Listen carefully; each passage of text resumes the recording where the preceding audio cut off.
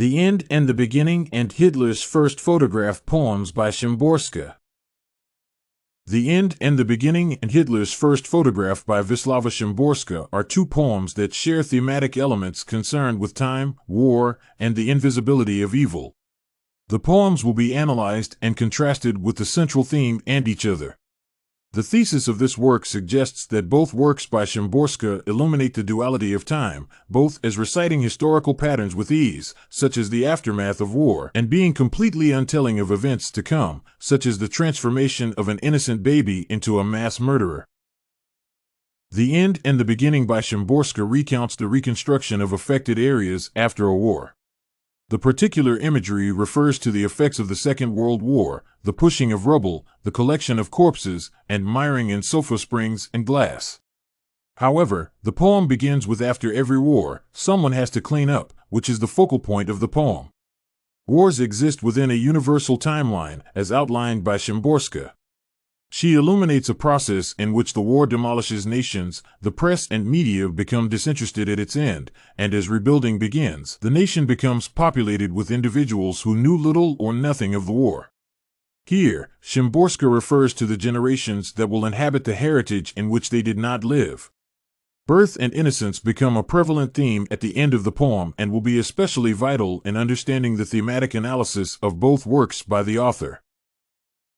The second poem, also by Szymborska, Hitler's First Photograph, provides various imagery of Hitler as a newborn and is heavily contrasted by allusions to his future as a dictator and contributor to genocide.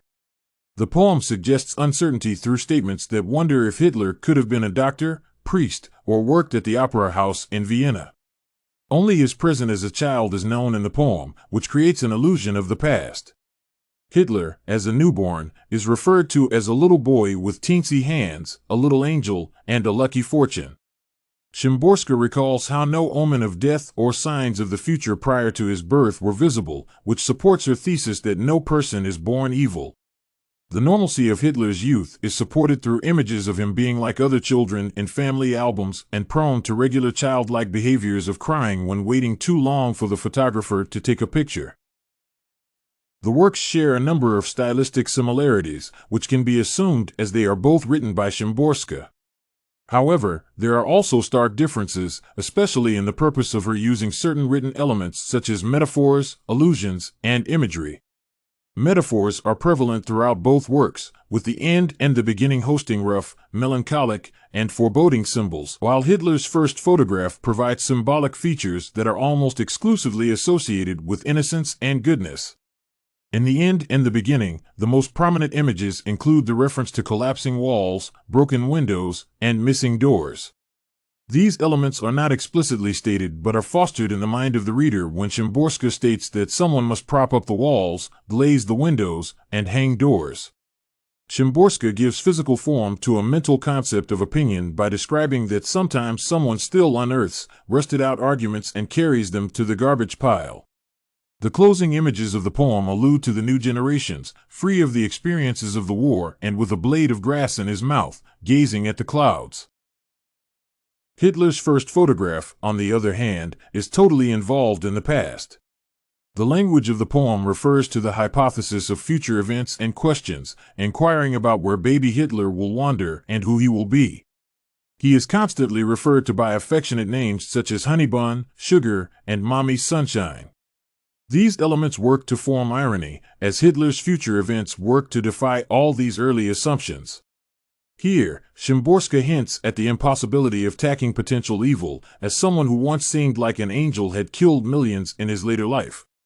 His birth is accompanied by images of geraniums, organ music, doves seen in dreams as agents of good news, and rosy paper.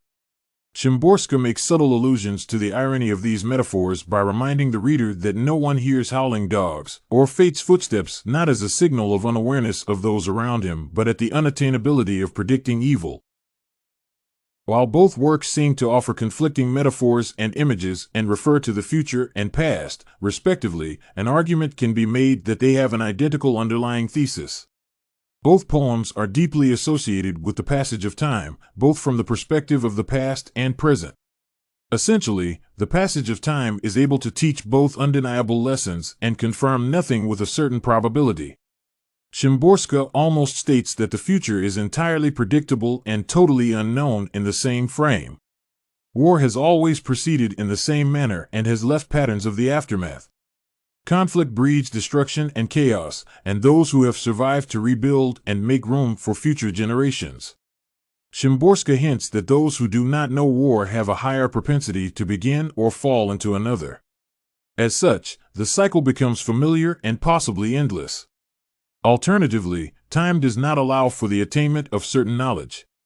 Unlike war being a precursor for reconstruction, the birth of a future dictator comes with no warning.